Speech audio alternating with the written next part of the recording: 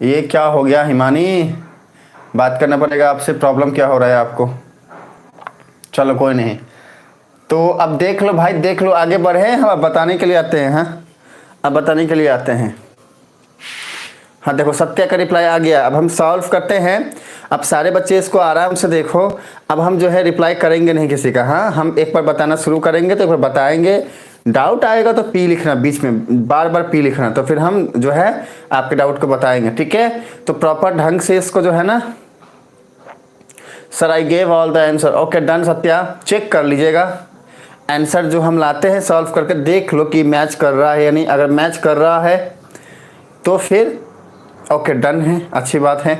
अगर सही है तो फिर ओके डन है, अच्छी बात है, उसके लिए वेल डन आपको। हाँ ओके चलो तो फिर सॉल्व करते हैं, सब आके देखो। हाँ हमारा अमन भी रिप्लाई कर रहा है, वेल डन अमन। सारे बच्चे रिप्लाई करिए, उसको मैच करिए सही हो रहा है या नहीं।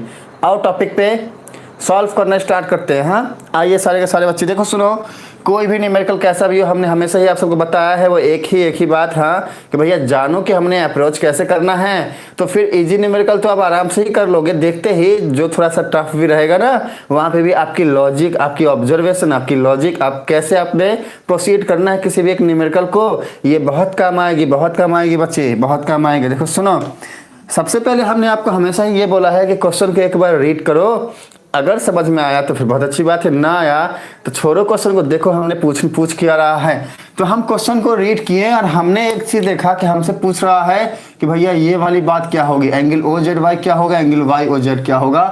तो सेकेंड स्टेप क्या होगा, फर्स्ट स्टेप तो ये हो गया कि हमने पॉइंट आउट कर लिया कि हमने फाइंड क्या करना। अच्छा सुनो अमन और सारे बच्चे, क्या हम पूरा प्रोसेस लिखें, क्या हम पूरा प्रोसेस लिखें या फिर आप सब प्रोसेस लिख लोगे। हाँ वो आप रिप्लाई करना। देखो सुनो, तो फर्स्ट स्टेप क्या हो गया हमारा, फर्स्ट स्टेप हमारा हो गया कि हमने सिर्फ ये देखना है कि हमने फाइंड क्या करना है। सेकंड स्टेप क्या हो गया, जाएंगे जाकर के हम ये देखेंगे कि ये जो बातें हैं ना डायग्राम के अंदर में कहाँ है और क्या वहां से हमारी कुछ ऑब्जर्वेशन आ रही है।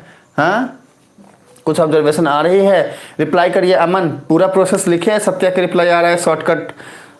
कोई एक बच्चा भी हमको बोलेगा प्रोसेस लिखने के लिए तो हम लिख देंगे, ठीक है। अब देखो सुनो, तो हाँ तो अब जो है ना हमने इन दोनों को डायग्राम में देखना है और फिर वहां से हमारी ऑब्जर्वेशन जो है ना बनानी है। हाँ कि हमने करना क्या है, क्या हमें वहां से कोई क्लू मिल रहा है।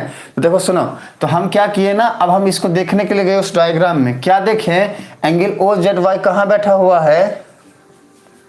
हमारा अमन बोल रहा है जैसी आपकी मर्जी। बच्चा हमारी मर्जी का क्या है, हमारी मर्जी से तो बातें दूसरी हो जाएंगी। आप बताओ आपकी मर्जी क्या है, जो आपकी मर्जी होगी वही ए जे करेगा। हाँ ए फॉर अमन की जो मर्जी होगी ए जे वही करेगा। चलो तो आपको अप्लाई करना है। देखो सुनो, हम समझा रहे हैं, बाकी देखो आप सब रिप्लाई करो। देखो सुनो, बोल रहा है एंगल ओ जेड वाई हमें फाइंड करना है, मतलब कौन सा एंगल ओ जेड वाई, मतलब कि ये वाला एंगल हमें चाहिए, ध्यान रखना। हाँ सिंगल डॉट दे दिया हमने, ठीक है ना।